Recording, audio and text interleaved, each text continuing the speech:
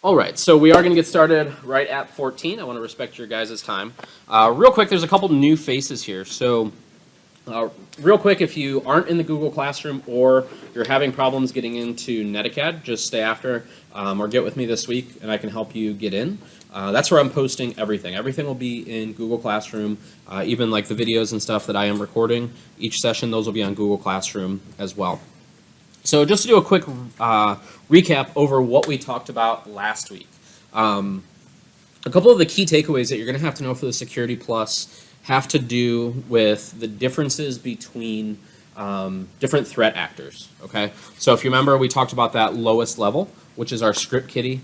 That is where you're reading instructions and then you're just kind of typing, stuff into the computer and then it's doing stuff, whether that's cracking Wi-Fi, whether that's cracking, an easy password, stuff like that. That's going to be kind of your script kiddie level. And then from there, we move up. So that's where you're going to move up to hacker, which is someone that is very, they understand infrastructure. They understand, they can start, they're not really building like mass tools right now for other people to use. But they're developing their own tools, and they tend to be in communities where they're exchanging ideas and stuff like that. From there, you move up to APTs, which we're going to talk about today, which are advanced persistent threats. So that's going to be kind of think of it like your mafia, where they're trying to get money. They're doing it as kind of an industry or a company. And from there, you'll have things like nation states. So, for example, the U.S. Cyber Command, that is technically a nation state. So if you look back to the Stuxnet worm that was out there, that was where the U.S. actually used computers to overload a reactor and cause it to stop functioning in Iran. So, again, and there's a really good, if you're at Amazon Prime, there's a really good video about Stuxnet and how they were able to use they had used flash drives to do it.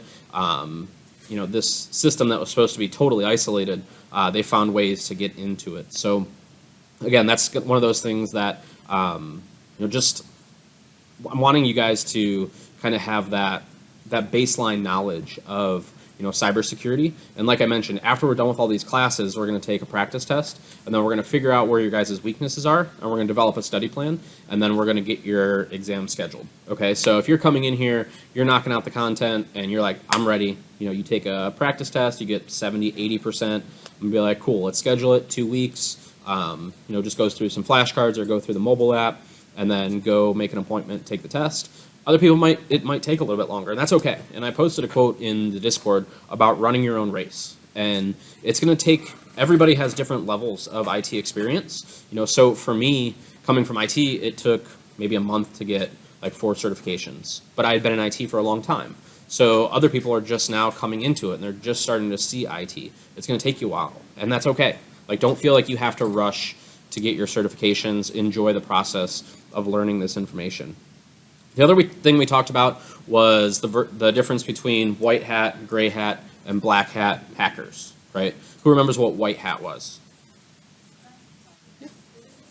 Yes. Yep. Make yourself at home. We're just reviewing what we went over last time. Yep. So, to what I remember, white hat hackers are the ones that just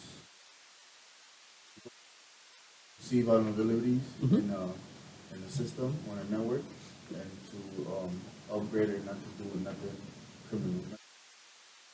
See whether the weaknesses are. Absolutely. So a white hat's going to be paid to test. It could be physical security, it could be an application, or it could be an infrastructure. Okay, so that's your white hat. And the job that you would have for that would be that of a penetration tester. And technically, you'd be on the red team in that you're attacking those things. Okay, how about gray hat? How is it gray hat different? Go ahead. Gray hat isn't really paid, so he'll report it to the company like, hey. Right, absolutely. He just like, it's that thrill of the hunt. Hey, there's this gate here, and I want to see, different ways to get around it. That's going to be your gray hat. And then finally, black hat. What's the black hat? Everybody remember? Yep. Like how would you doing it for money, like hacking Wi-Fi, data computer, data credit recognition, Absolutely. They're doing it for all the wrong reasons, right? They're doing it to either cause issues, with the government, or they're doing it in order to get money out of you. They're trying to do it, again, for all the wrong reasons. How about hacktivists? Do you remember we used the term hacktivists? Yep. Essentially, it's like somebody that hacks the system with like intent to like an activist. Like he's literally hacking their system so he can further this agenda. Like whether it's like PETA or something like that. Absolutely, and you'll see it with whatever politics are in the news. Chances are there's a hacktivist that's trying to further that cause. Just like an activist goes out there and holds a sign, there's a hacktivist behind the scenes trying to do the same thing, but online, taking down websites, taking down services, stopping the other person's agenda. Yeah.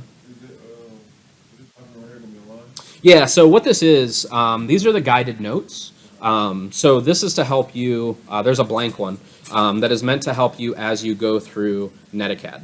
Okay, so I realize that you guys are not all, lecture style learners where you understand and comprehend. You need time. So that's why Netacad is set up for you guys, in that you can just click through modules and then fill this out, and then kind of use this is like boiled down some of the most important information from the Netacad module, and that's where you can fill this out. Okay. The only thing, yep. So if you go on Discord, it's on there, or if you stay after the class, I'll make sure that you're in both the Google Classroom as well as Netacad. So everything that we're going to talk about like in class is going to be in Google Classroom. All the resources are going to be in Google Classroom. The only thing you have to go to Netacad for is if you want to go through the modules and fill this out, and then take the 8 required quizzes to get half off your voucher. Okay? Yes? Can you give another example of like a hack? Sure, absolutely. So let's say we are, for some reason we don't like a certain drill sergeant, okay? And it's not necessarily because of their job, but because of something they stand for. In that case, a hacktivist might hack into different screens around base, like the ones that are at like all the defects, and point this out and say, hey, this person did this really bad thing, and here is why. Because you're an activist. Just like if you were to stand out in front of the defect, holding a sign and, pushing your agenda, it's that same thing. Or common would be PETA, for example. PETA is one that you see constantly going back and forth in the media. And, they'll go in and, into animal testing labs and let all those animals go, while the hacktivist side of that would log in and maybe deface their PETA's website. Or if they're on PETA's side, they're going to go in and go for like Abbott Labs, for example. That's one in my hometown. They do animal testing. They would log into that, their website and deface it and put up, all their different facts about, killing animals. Okay. So are they black hat? Kind of. Do they think they're kind of white hat or gray hat doing the right thing? Yeah. But at the end of the day, like they are breaking the law because they don't have permission to do that style of hacking or defacing. Just like if they wanted to go in there and spray paint physically spray paint the building, it would be that same thing, but doing it digitally. Cool. And then finally, the state sponsored, we talk a little bit about that. That's like the US with Cyber Command, trying to, like let's say we wanted to stop troops from moving and we know that they're using, maybe they're using planes or they're using trains to move troops. You could hack in and just stop the train. Or you could hack in and, like election results, for example, Russia hacked in and they hacked the election. That's that same thing that would be like state sponsored, and that they're trying to disrupt our government here by kind of being the puppet master, if you will. Cool. And then the last thing, CVE. Anybody remember what a CVE is? We talked about this right towards the end.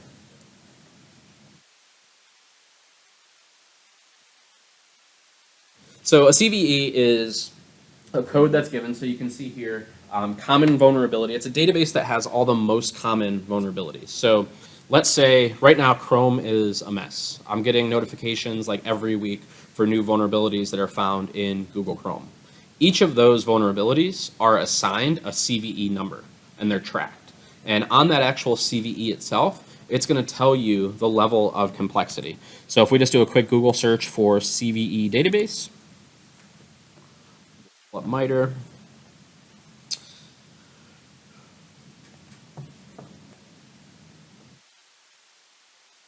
So from here, we can enter the actual CVE ID. So if you are looking for a specific one about, maybe the latest Google Chrome one and you know what it is, you can put it in there. So let's see if we can just pull up Google Chrome CVE.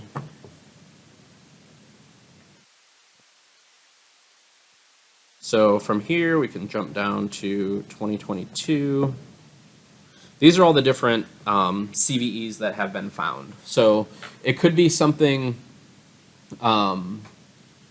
It could be something that really doesn't do anything to the end user, but it is a vulnerability. So there's no maybe access to data. Remember we talked about like healthcare data and stuff like that. But it's just a bug that shouldn't be there. It could be, for example, a memory issue where it's slowing computers down. From our point of view, it's like, well, that sucks. Like it's going to slow our computers down. But from the attacker's point of view, they can use that vulnerability in order to possibly get root access or like God mode on a computer. So if we look at one of these, we can get a little bit more information. So we can jump on to Google's website itself, and it talks about that CVE itself. So use after free in PDF, it says who it was actually reported by. And a lot of times, we talked a little bit about bug hunting in the last class too. You can make a lot of money finding these vulnerabilities. If you jump onto YouTube, you'll see where people do it as a full-time career, just finding bugs, whether that's Tesla's a huge one, because obviously there's a lot at stake with humans being in a car that's being driven by a computer. SpaceX, again, we're launching rockets. We probably want to have, the most amount of people looking at that code as possible. Even Starbucks, I've seen bug bounties for those. But they'll eventually get rolled into a CVE, because now we can say, hey, here's the vulnerability, and we're all talking the same common language in the security and IT world. Hey, CVE, the software will say this CVE was patched, so you know for sure that you're on the up and up. Okay, if it was just like, hey, we fixed this bug in Chrome, it doesn't really help us. It's just like when you update an app in the App Store and it just says minor bug fixes and improvements. It doesn't really help us, right? It doesn't really say what this app is doing. So on the IT side, you'll actually get a bulletin that says, this is the CVE that was patched with this update. Make sense? Cool. So we'll go ahead and get started where we picked up. And again, if you weren't here last time, there are 2 videos that are uploaded. The first one, we talked a lot about certifications and kind of certification pathways. We introduced ourselves, stuff like that. So that's the first one is just kind of how the classroom is going to work. The second one is where I actually started lecturing on this. This is curriculum that does come through Cisco, so some of it might be a little bit biased towards their certifications, but I feel like in this environment, they're very Cisco friendly. The U.S. government likes to buy Cisco. Cisco loves the U.S. government buying their stuff, so I think it'll align really well. And like I said, as you finish the course and you finish those 8 quizzes, you'll actually get a certificate of completion, which is good for your resume. I mean, it shows that you've done some security training, and that'll help you get that entry-level job. So let's talk a little bit about common threats. So in this kind of module, we're gonna talk about the digital side of threats, but we're also gonna talk about internal users. And if you've gone through, if you're a couple weeks in, you've probably taken a test for the Army, the Cyber Excellence, where you're kind of identify these things, whether that's phishing, whether that's password, good password behavior, good password hygiene. It's those same things, because I talked about it last time. The user is the weakest part of any security system. Okay, think about it at the actual gates here. If the person at the gate, whether that be an MP or a civilian, is having a rough day, maybe they're hungover, they don't want to be there, maybe they're too busy on their phone, and someone just comes right by, that's the weakest area, right? I mean, we could have all the biggest guns in the world, but if we just let the guy at the gate, if he just lets anybody in, then we're vulnerable. So that's the same thing. So we're going to talk about insider and exterior threats as well. So I think we talked a little bit about it last time, but does anybody remember a good definition of a vulnerability? When you think of a vulnerability, what is that? Yeah. It is a weak spot, absolutely. So when you are starting to run scans, so even if you run antivirus like scans on your computer, it'll come up and say you have vulnerabilities. That doesn't necessarily mean that anything has happened with those vulnerabilities. It just means that you are open to something happening. okay? The next step from finding that vulnerability is an actual exploit, okay? So in your notes, I just want you to make sure that you realize those are two different things, because we have a vulnerability, that's what's going to get us into the system, and then the exploit is when we actually take advantage of it. It's that next step, okay? So if I'm doing a red team exercise, which means I'm hacking into something, part of that is to find different vulnerabilities. I'm going to find a vulnerability. I'm going to do a vulnerability scan. Now, sometimes I'm hired just to do those, you know, where the company is just like, say, hey, we just want you to find what vulnerabilities we have from an outside source, and then we're going to fix them, okay? So that's one level. The next level is when they actually pay me to fully exploit, okay? So I'm going to get a list of those vulnerabilities, and then my next step is actually developing a plan for how I'm going to attack step by step. And that's the pen test methodology. So if you want to research a little bit about it, you'll find that having this kind of step-by-step process allows you to, that's the difference between that script kiddie and being an actual ethical hacker, okay? Another thing too, if anybody does want to sit for the certified ethical hacker exam, let me know. I have a really good relationship with EC Council, which is the place that puts it on, and I'm working with them to get a discount for you guys. CEH is just kind of knowing like the pen testing methodology, but also knowing all the tools and kind of what the tools do. So that's one that if you want to go down that path, just get with me one-on-one, and I can help you kind of find some labs and stuff that'll work out for you. Double check where meet and everything. Okay, so we talked a little bit about this last time as well. It's the different types of data that the threat actors are going to go for, okay? So number one, personal information, that's a big thing for them, whether this is a state-sponsored attack, whether this is white hat, or not white hat. Well, yeah, technically white hat would be looking for this information as well to find that vulnerability. Gray hat, they might want to, like for example, AT&T, there's a really good documentary, and I'll have to find the link. I don't know if, come to me one-on-one and I'll share that link with you, because I played it in my classroom, and I teach high school, and the language is like could be at points very vulgar. So I'm not going to put that out there and like recommend it for everybody, but if you want access to that, let me know.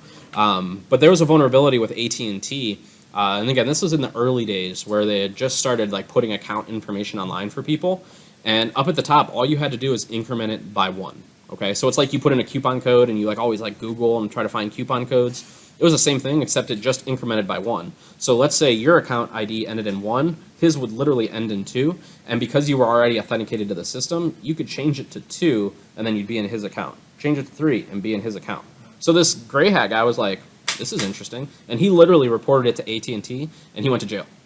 Like, and even though like he didn't take anything, but this was early on when people were very scared of the internet, and they saw this as, you know, a data breach, a huge data breach, when in reality it was AT&T like, you don't just increment by 1, and you don't keep the user logged in like it's any user. It was very bad coding practices, but they're going after that personal information. So at my school district, we actually have where people will like view our website, and they'll get the superintendent's name and like the teachers, and then they'll mass email the teachers acting like the superintendent and be like, hey, you know, I'm stuck, I need gift cards, whatever. So it's not like it's an automated scan. Like they're actually putting a little bit of, they're putting thoughts into these in order to get this personal information. Or in their case, they're trying to, you know, they're using that personal information in order to get gift cards or some type of, you know, payoff in the end.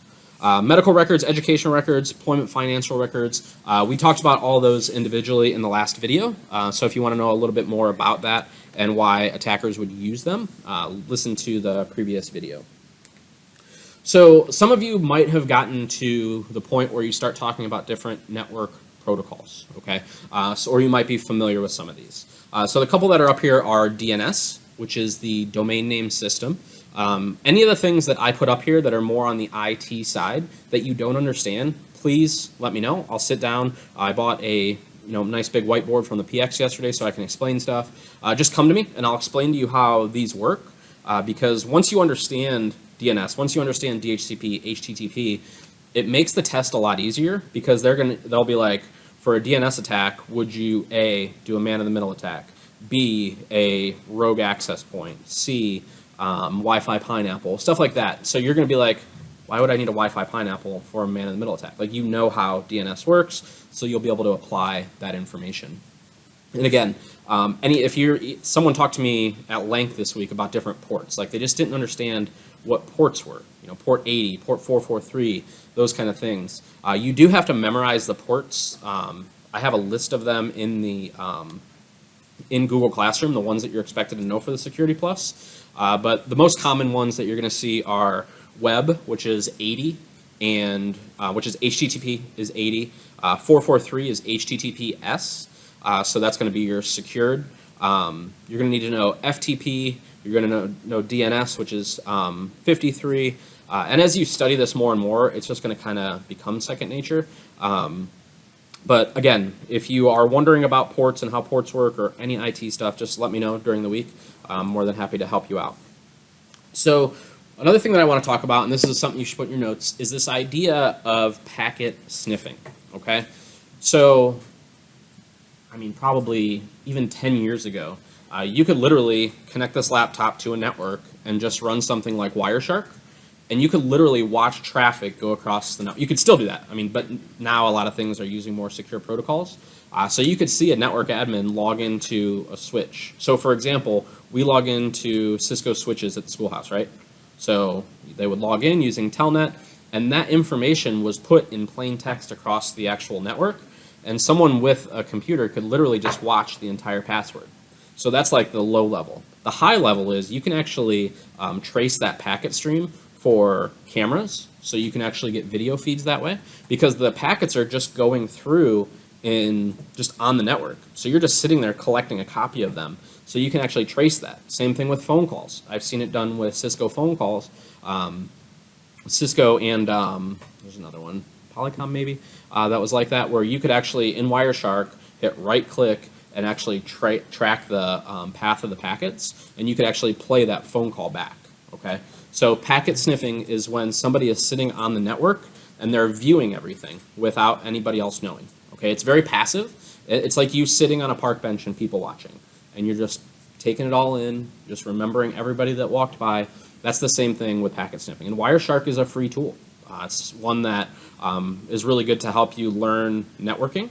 And if you go to the Udemy link, which I gave you guys a username and password for, David Bombal has a really good Wireshark video, like a video series that he put out for free, and I grabbed it, that talks a lot about Wireshark.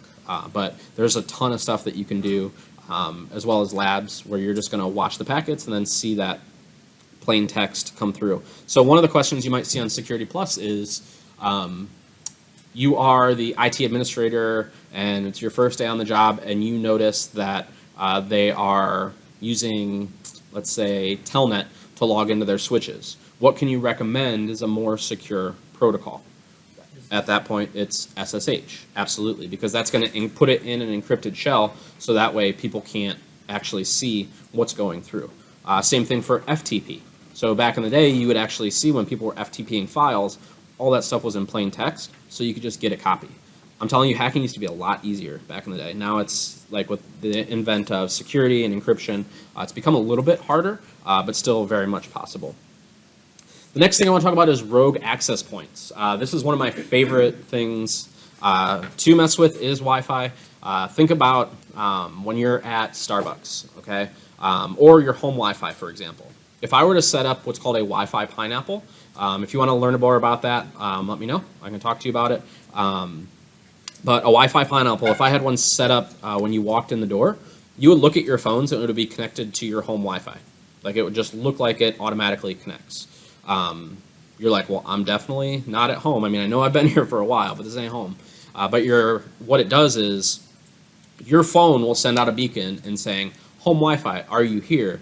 My access point is going to reply back because you said, just like you're calling my name, hey, TJ, I'm going to say, hey, I'm TJ right here, and it'll automatically make that connection. So now I have this plugged into the internet. You as a user don't think anything about it. So for example, if you do this at somewhere like Starbucks, you could even create a fake Starbucks login page because it's so easy just to copy any website, and they just think they have no idea that they've just jumped onto your network instead of Starbucks, okay? So once you connect, you're going through, you are doing your web browsing. I could start watching for any weak passwords that are coming through. I can attempt to downgrade your level of security to something that is more easily breakable. Okay, all of that is from a rogue access point. Okay, so the autonomous Wi-Fi systems that we have now are actually really good at detecting these things. So we set it up at the school because I teach this to high schoolers. So we actually set up on our network at the school to actually watch for any rogue access points. Because remember, the access points that we've put in, we know about. Okay, we know that we put them there. So if all of a sudden this access point shows up and it says it's the same, has the same SSID as the others, we know that one's not like the other. So what you can actually do is what's called deauth. You can send deauth packets. And what that does is, think of it like a laser beam. Your other access points are basically going to shoot laser beams at that Wi-Fi access point in order to interrupt that signal to make sure that that doesn't get out. So a Security Plus question that you might have is, you notice there is a rogue access point on the network. What is one thing that you can do? One would be to walk around the building until you find it. The other is if you have an actual good, not just like a bunch of wireless access points plugged in home routers. If you have a true access point system or wireless access point system, you can have them attack that access point by sending deauths. Okay. Cool. The last thing here is packet forgery. I think we can kind of figure out what that means, right? That means packets are coming in to your fake website. You're the man in the middle, where you are in between the person and the resource they're trying to access, and you're going to forge packets. So you could forge packets that say, hey, I need you to go here to log in instead, and I can kind of reroute them to a site that is not secure. And if the end user isn't cognizant of looking for HTTPS or looking for that lock, they're looking at it as a hassle. Because how many times have you logged in and you typed the wrong password in, right? And then you have to redo it. Every time you retype it in, do you look and double check for HTTPS before you do it? Most of us don't, right? Myself included. Like, I don't even think about it. So we can take advantage of that by either redirecting them to our own sign-in page for their bank or whatever resource it is, or we can forge packets that maybe changes the bank account number or changes, a login ID, stuff like that. We're basically forging the packets in order to get what we need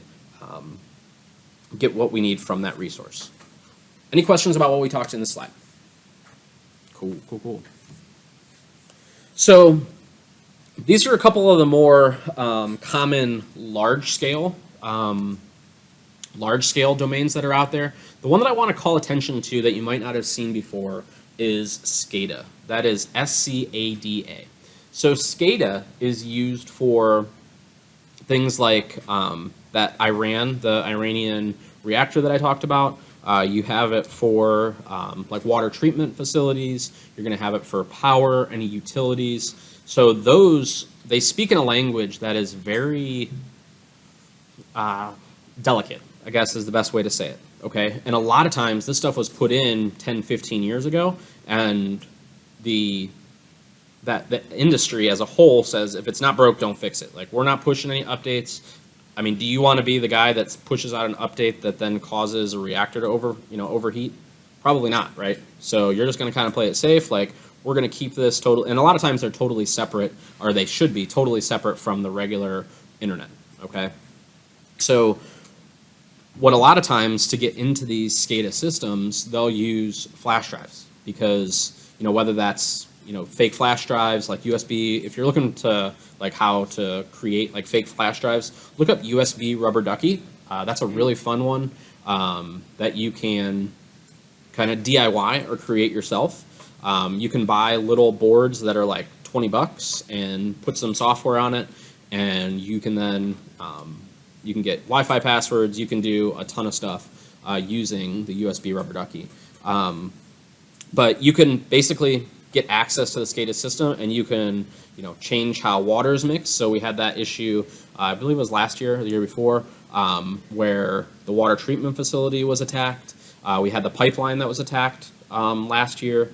Those are all things that are going to be around the kind of the manufacturer industrial section. I guarantee you will have questions about SCADA on the Security Plus, okay? So I will put a video up there kind of explaining how SCADA works. But again, when you see SCADA, I want you to think of that Iranian, the reactor in Iran, okay? Or one of the water treatment facilities, because it's that type of industrial controls.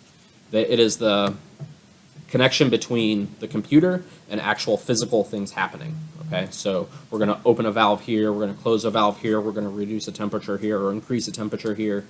Those are all going to be your SCADA systems, okay? Yep. SCADA is a program they use to control their system? SCADA is the type of network. So when you're in these classes here, we've learned about like LANs, we've learned about WANs, we've learned about MANs. Well, think of a SCADA network as being something similar. It's kind of its class of its own. I want to say I should know this off the top of my head, self-contained, my mind went blank. Supervisory control and data acquisition. So supervisory control means we're going to watch and see what's happening, and then data acquisition, we're pulling in, different data points, and then the programming says, again, we want to open this or close that, okay? So definitely take time. I actually have a really good video on SCADA that I will post for you guys. A couple of the other more common ones, we talked a little bit about it too, is like transportation systems.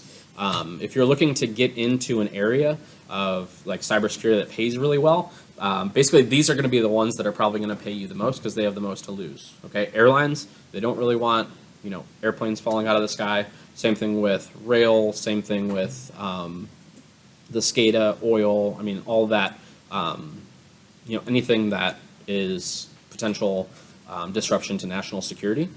So that's where your clearance will also come in as well. So it's one of those things that if you're looking for a job, either your National Guard and you're looking for that job that's really going to align well with your security clearance, these are going to be the ones because they want to make sure that they have the, that security clearance to make sure you're on the up and up.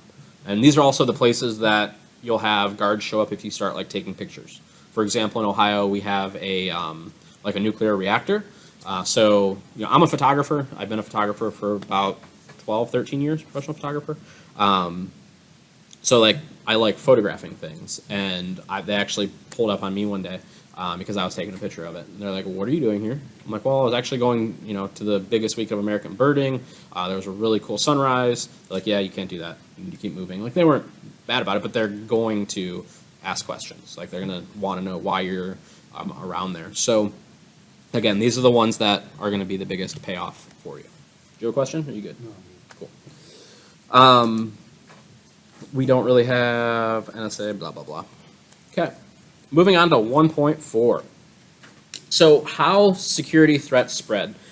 In Foundations, we talked a little bit about this. We talked about viruses, how viruses require the user to click on something, whereas worms are going to kind of go on their own and they're going to constantly change. We learned a little bit about Trojans. So you get this download, it says, hey, Adobe's going to update now. You click OK, and then come to find out it's something totally different. Okay, so those are going to be different types of, or different ways that those threats will spread. Okay, so in that case, we are, as the bad guys, we're hoping that you go through and click on those different links that we send out or try to do some type of social engineering. The other thing is this idea of internal security threats. So you could have someone who is really pissed off leaving the company, and they could, shred a bunch of documents. They could try to nuke some code. Whenever I think of before I started really studying cybersecurity, I thought that's what they meant by insider security threats. But I need you guys to realize that end users don't always do these things on purpose. Okay, and it doesn't mean that they're not a threat. We still have to manage that threat as the IT department or the security operations center. But this is kind of where the education portion comes in, where you kind of educate your users through this so they don't become, or they're not as much of an insider threat, okay? So an example of a regular insider threat would be someone forgetting their laptop, maybe at the, they're traveling with their kiddos or going to Disney World, and they're, we're always connected, so we have our work laptops with us. Kid goes to run away. Instinctively, as a parent, I'm running for my kid. Like, I don't really care about my laptop, okay? Did they mean to do that? Absolutely not. You know what I mean? But at the end of the day, that is a threat that we have to manage. So what is one thing that we could do on that laptop in order to make sure or mitigate that threat? For some of you that have already gone through a couple weeks in classes here, do you remember? You could remotely wipe it with like what's called an MDM, mobile device management system, or an endpoint management system. What's something else we could do? Yep, you could do BitLocker, absolutely. So encryption, we can encrypt that hard drive. Because I could care less as an IT administrator. I don't really care if I'd ever get that laptop back as long as the information is safe. So that's why on my laptops, I make sure that encryption is turned on by default. Sometimes does it become more of a pain for me as an IT admin that I have to de-encrypt that if I want to re-image it? Yeah. But at the end of the day, I know that I'm protecting the company's asset or their informational assets by making sure that that is encrypted. External threats are going to be people that are trying to get access to information. So for, obviously for the Army, there's a lot of people that are going to be targeting us. So that's why, like, if you go to my Facebook page, you won't see anything about me being here right now, because that basically sends the message that, hey, my wife and 18-month are home alone, okay? So if I'm like, hey, I can't wait to go to cybersecurity training for the next 5.5 months or 5 months, whatever it is, number one, there are just automated bots that are looking for stuff like that are mining that information on Facebook. Number two, there's just people that that are just watching. If I've ever mentioned the fact that I'm in cybersecurity, I treat it like I'm automatically a target. And you might think that's, foil hattish of me, but unfortunately, I talked to you guys about this last time, it's really, really easy to get access to machines and like turn on webcams and stuff like that. So I became a lot more cautious when I started going into cybersecurity for my family's sake and just to keep my wife's mind at ease. Before that, I was a super public person. I would like check into every airport when I traveled like 200 days a year. And then finally it was like, hey, like, can you stop putting that out there? Because you're telling everybody I'm home alone. So that's one thing that is best, that if you guys can get into a habit of posting like vacation photos and stuff like that after you get back from vacation, that is just one small thing. Same thing with deployments, same thing with any trainings. If you want to share that information, that's awesome. Or you want to update your LinkedIn profile after you do a training, that's awesome, but just do it after the fact. Cool? That'll help mitigate some of these risks. Mobile devices, they're not, so because there are so many mobile devices that are out there, we have seen like over the last 5 years, huge strides in making sure that they are encrypted, making sure that they are locked down. The one thing that you have to be cognizant of on the Security Plus is that the number of Android devices that are at different or older versions of the Android operating system. That is still a very big differentiator between iOS and Android. Apple users tend to or always be up to date with the latest operating system. Android users don't technically care. I mean, they're like, hey, it's working, whatever. For example, like my dad actually just retired last week, heavy equipment operator, doesn't want to do anything with tech, IT, doesn't even really want a phone. Well, his Android device is like 2 or 3 or 4 versions behind. And like I looked at it one day, I was like, wait a second, no, like I know it's gonna suck because your icons are moved, but like we need to get you up to date because that is a vulnerability. So if you see anything on the tests regarding iOS and Android, that is a big issue between the two. Okay, or if they talk about MDMs, that stands for Mobile Device Manager. With that, the question might be, how would you mitigate the risk of using mobile device management or using mobile devices in the infrastructure or allowing BYOD? BYOD stands for Bring Your Own Device. Now more and more companies realize that it's a lot easier, especially with the cloud, to be able to, and they don't have to spend as much money on laptops because people have their own. So they just give them access to the resources they need. That's what Bring Your Own Device is, BYOD policy. Okay, so make sure if you see BYOD, you kind of know what that means. The next big area or kind of vulnerability on how things spread is IoT. Who knows what IoT stands for? Yep. The Internet of Things. So that's where we can take regular devices that we never thought we would need to connect to the internet, and we connect them to the internet. I was at the PX yesterday, and they have Bluetooth activated locks, because putting a key in a lock or putting in a combination is way too difficult. We can just use Bluetooth in order to unlock these locks. So that is a case where, is it IoT, Internet of Things? Not necessarily. You are making kind of a data connection with it, with Bluetooth, but it does open up a lot of vulnerabilities, right? Because Bluetooth has a pretty small address space, so you could then brute force that relatively easily.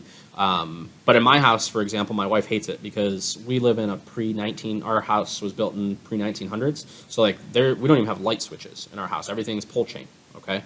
So in order to, who has time for that? So I went through and automated the entire house. So from right now, I could turn on all the lights in the house, I can turn them off, I can look at my son's crib, see if he's sleeping, but you have to talk to a device. My wife hates it. She's like, your bitch never listens to me.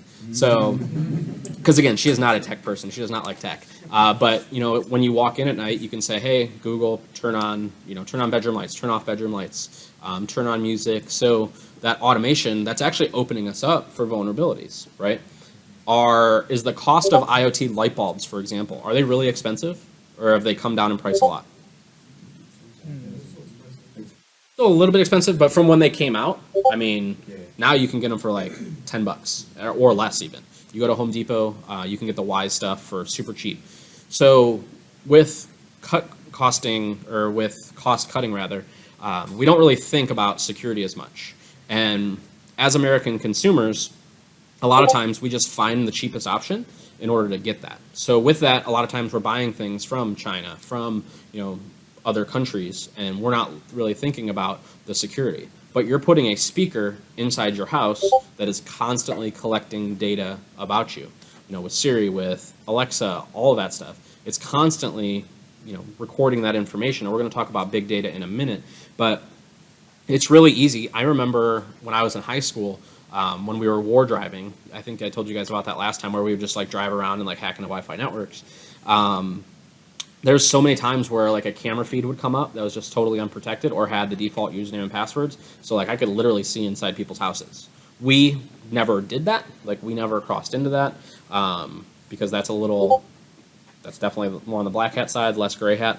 But the weaknesses in the different algorithms, stuff like that, and they're not really watched. Like if I'm buying IoT stuff for my house, it is from a reputable company that's going to have updates. It's not going to be whatever I find cheap on Amazon, okay? So these devices now, two things. Now we're working from home, right? There's a lot of work from home. So now we have cheap devices that have security vulnerabilities that are listening all the time when, like my mom works for Henkel Consumer Adhesives. She has a job, she's in regulatory, where like she can't be on the same plane as other people on her team. They mitigate security that way because of the knowledge she has, trade secret like chemistry information. But if she has a Google Home and there's someone that's doing any espionage, any corporate espionage, then that's an attack point, right? They could literally flip on her microphone and listen to the meetings that she's in. Now they might only get one side, if she's wearing headphones, she might only get one side of the conversation. But how easy would it be for me then to call and say, hey Donna, I was just on the meeting. It's a worldwide company. I'm new. I was just wondering, can you go over that again for me? Like I had a really hard time listening. I have a really bad home connection. This working from home really sucks, doesn't it?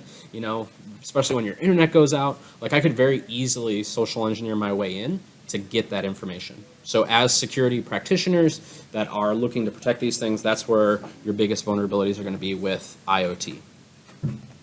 So big data, we just talked about that a little bit. Are you familiar with the term big data? Yeah? So big data is this idea where information is being collected from many different resources, okay? So for example, Air Force just started using fitness trackers for their PT. And they're like, hey, as long as you complete your rings for the day, then that's your PT. Okay, so they're collecting that data. That data is then going to go into a model and then they're going to be able to take that information and either make recommendations for the force, change the program. It's the same thing as the ACFT in the Army. We just do it with paper and pencil, right? During basic training, when we went through, they were just collecting this information to make changes to the ACFT before it got finalized, which it probably never will get finalized. But they were collecting all these data points. It's the same thing online. We're watching browsing habits. We're watching how long you spend on something. Then that data is then being sold. So one thing that I tell my students is if you're using a website and it's free, then you are the product. Okay? So just think about that. When you're using online resources like Google Docs, Gmail, all these free things anymore, because we grew up with Gmail. We grew up with these services being free. We just kind of expect it. But at no point when we were growing up, I say we, there's only like a couple people that are my age, but we weren't really coached or trained on the fact that, hey, you're giving them all your information that they are then selling. At the end of the day, Google is an ad company. Their job is to sell ads. Now they branched into other things, but at the end of the day, that's their core business of how they monetize, okay? So just think about that in the back of your head. If the service is free, you are the product, and that'll help you remember kind of what big data is. Okay.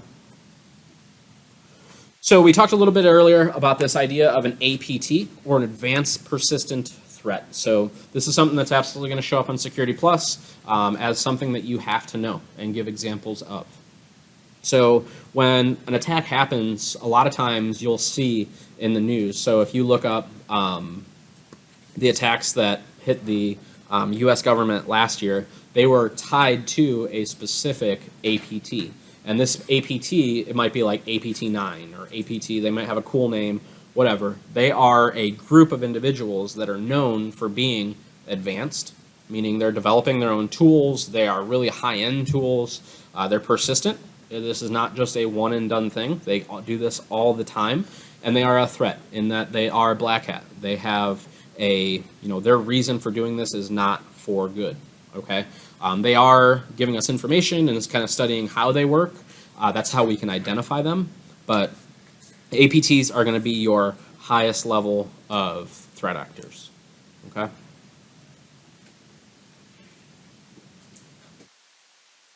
Okay, so the last part, we are wrapping up. So why go into cybersecurity? This isn't necessarily kind of noteworthy stuff. But just the job of a cybersecurity professional. Some people had asked me, what can I get with my Security Plus? Well, if you're getting out of the Army after 5 years and you have your Security Plus, you now have 5 years of IT experience and you have your Security Plus, and a security clearance, you're gonna make bank. There's no doubt in my mind that you will do really well. Now, if you're National Guard and you're showing up with just your Security Plus and you don't have the background in it, it's going to be a little bit of a struggle for you, okay? So with that, if you're going on that pathway, if you're like, I'm not leaving here without my Security Plus, I don't care if I'm in the National Guard, just spend time focusing on these things, okay? These are the things that a cybersecurity professional does. So doing labs on Try Hack Me, or if you're like, hey, TJ, how can I lab this? What can I do on my computer that'll help teach me this? I'll work on a lab for you in order to, kind of show and prove that. Because the cool thing is, and the reason that I found success early on in my career was because I did this labbing at home, just because I wondered how shit works. Okay, so if you have that mentality and you figure out hacking Wi-Fi, you can put that on your resume. The stuff that you do in lab, the stuff that you're doing at the schoolhouse, that needs to be on your resume. Towards the end of the class, I'm going to put out, it won't be on Sundays, it'll be separate from this class, but I'm going to do a resume and networking class where you're going to build out your resume. I'm going to give you kind of tips. I have a whole thing that I do with my students for it. We're going to talk about LinkedIn and how important that is. But putting knowledge of Cisco networks, you don't have to have your CCNA to get a job in networking. Okay, you can have knowledge of Cisco switches, knowledge of layer 2 and layer 3 switches. As long as you've labbed it, you've gotten hands-on with it, you're going to be better off than someone who just went and studied a bunch of information and got their CCNA. Okay, the fact that you've been hands-on with it from the U.S. Army, the people on the outside look at that as really, really good training. As much as we don't think it's good training while we're here, we're like, this is lame, it's repetitive over and over again. If you then get a test and they're like, okay, I need you to set up OSPF routes, you're probably going to be pretty good at that, right? Because you've done it 100 times if you're in foundations.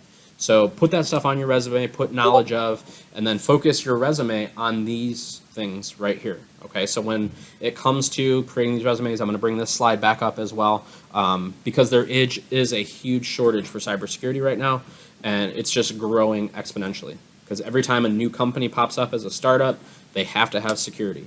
Whenever, the larger companies like Microsoft, they're constantly adding new services, they need cybersecurity people there. Okay, so if you're passionate about gaming, you love gaming, get a job at Microsoft, be on their security team. Okay, I think I told you guys last time about my friend Scott. He's on the Xbox Cloud team. I have a direct relationship with Microsoft, so if that's a path that you guys want to go on, just let me know.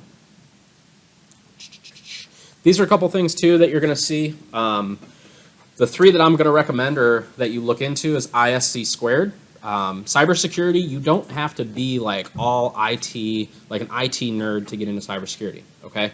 If you want to go into cybersecurity, but you want to do management or you want to do kind of a higher level job, definitely look at ISC squared. They have a certification called the CISSP, okay? The CISSP is my next cybersecurity that I'm going for.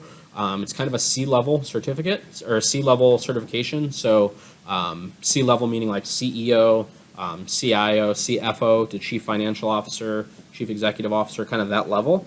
That is your cybersecurity certification for that level of managers or leaders. But that's all about managing risks, project management, that all goes into that. So if you are not a techie person, cybersecurity is 100% a good path for you. If you're struggling here, understanding like how the networking and stuff is working, that's fine. It's okay that you pivot to cybersecurity because cybersecurity, you don't have to have the hands-on, okay, if you want to take the management level. If you want to be in it, you want to do the CEH, the Certified Ethical Hacker, you got a lab. You got to know how everything kind of ties together. MITRE is the CVE stuff that we talked about, so that's a good website to know. And then finally, SANS. SANS is known as being the top security training in the world. So if you see and they're on the DoD's approved certifications list. So if you're wondering like, hey, what certification should I take next? Definitely look at the SANS stuff. It's also tends to be the most expensive certification. We get $4,000 a year. I would plop $4,000 on SANS if I could. So I would definitely be looking at that after your Security Plus. NCL is a lot of fun. My team we were in the top 10% in the US, and that was with high schoolers, and we were going against colleges. If you want practice on everything from encryption to like code and stuff like that, NCL is something that you definitely want to take a look at. They also give out scholarships. So if you do well in it, there are scholarships that are available for you. Again, that's National Cyber League. You can go in as an individual and compete.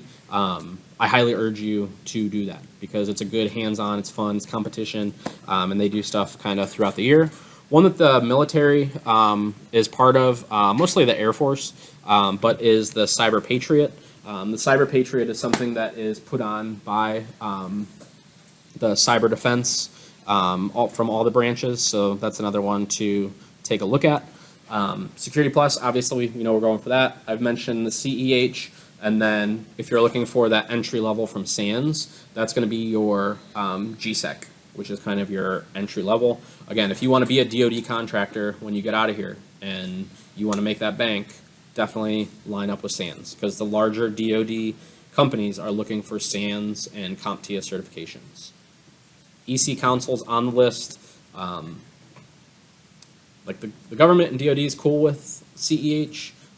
The actual cybersecurity community, they don't really like that certification. The OSCP is the one that you want to go if you want to be an ethical hacker. That's the one that you have 24 hours to hack into 5 boxes. And they like monitor and then you do a write-up of the vulnerabilities you found. That's a someday maybe for me. Someday maybe. CISSP we talked about. And all of Cisco's. Boom, chapter summary. Okay, so the last thing that I want to talk about is look at your home state for a few things. Home state meaning obviously where you live. So for us in Ohio, we have this thing called the Ohio Cyber Collaboration Committee, or OC3. I'm a member of this, and it is the culmination of the private sector, the public sector, and military, even though military is public, but think government, military, and private all come together. So we have a cyber range in the state of Ohio. Means they've actually set up at the University of Cincinnati a place that you can log in, get training, but also test different hacks. You can fire up machines, and you can literally just go in there and hack for days. Okay, see if your state has anything like this, because like we have grants, we have different like degrees and stuff that'll be fully paid for through this, through fundraising. Also, it acts as a first response for any cyber outbreaks. So just like you can be called up in the National Guard, you can be called up in this. It's something that is just going to look really good to your unit that you are active in something like this. And a lot of time, like for me, networking, I've always had this kind of mindset that your net worth is your network. So this actually allowed me to make some connections with some pretty high-ranking people in the state of Ohio, both in the Army and the Army National Guard, as well as the Air Force National Guard, that will 100%, the conversations that I've been having with them while I'm here are definitely going to pay off for me in the end. So just because I'm a member of this, I kind of have, not clout, but I have trust, because we have, hey, we're both on the OC3 together, you know, we both have like-minded, you know, us wanting to promote that. It opened that door for me. So that would be one thing, see if your state has that for the education side, but also the networking. And then also, we have this thing called Tech Cred. So you know how we get $4,000 a year through the Army, through Army Ignited, right? Where you can go and get your certifications and they'll pay for it. We have the same thing in the state of Ohio, except there's not really a cap on it, okay? So mine this year, I'll actually pull it up real quick. Tech Cred.